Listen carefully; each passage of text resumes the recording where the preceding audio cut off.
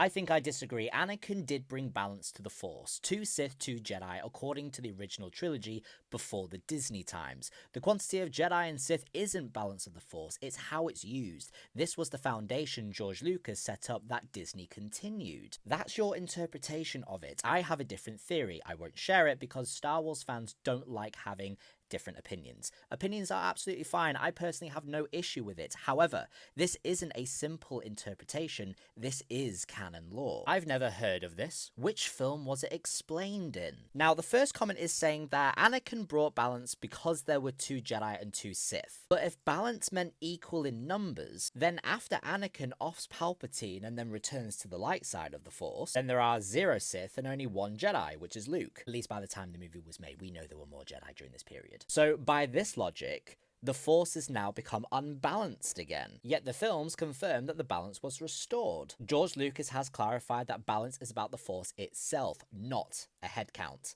I mean, you got the dark side, the light side. One is selfless, one is selfish. And you want to keep them in balance.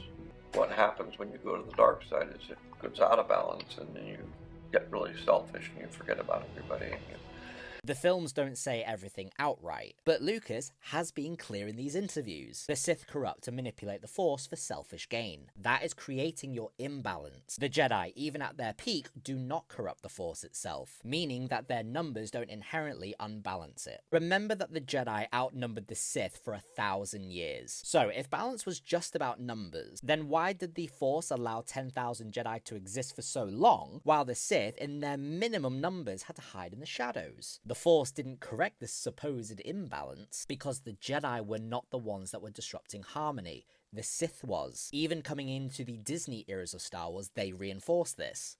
I became a legend. For many years it was balance. And then I saw them.